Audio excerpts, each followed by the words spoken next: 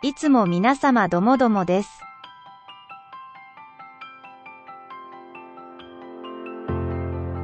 夜勤明けでしたが天気が良いので撮影検証してきました。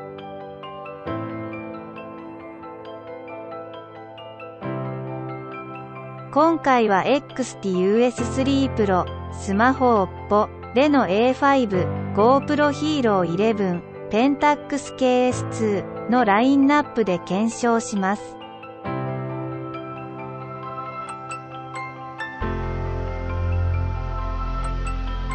Pentax KS2 以外の動画は手ブレ無修正取って出しとなりますのでご了承ください。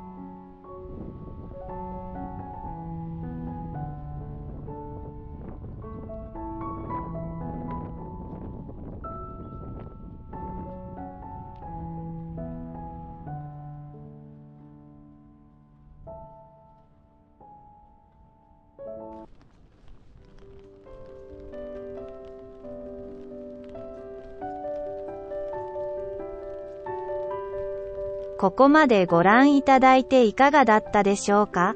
GoPro 11、安くなっています。自分にとっては最高の手ブレ補正で買ってよかったです。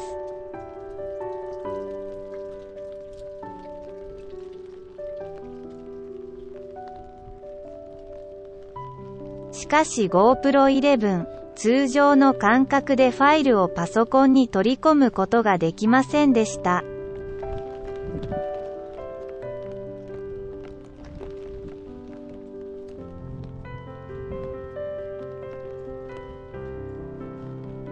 YouTuber 誰も指摘していないのは怠慢ですね。H265 で書き出しているので GoPro Studio もしくはハンドブレイクなるソフトでの変換が必要です。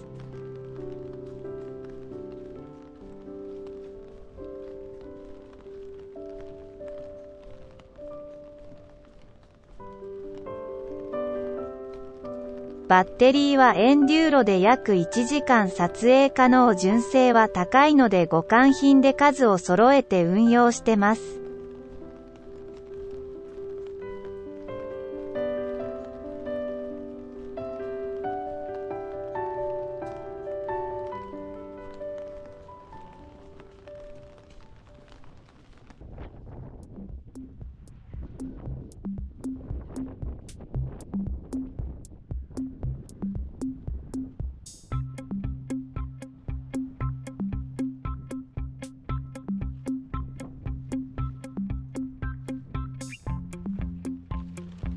ああ、せっかく翼を休めてたのに悪いことしたな。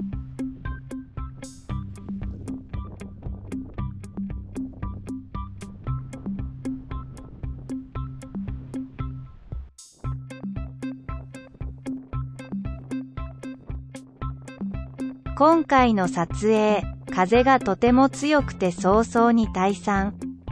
しかし、まあ満足できる絵が撮れたので良かったです。皆様のカメラ選びの参考になれば幸いです。それではまた。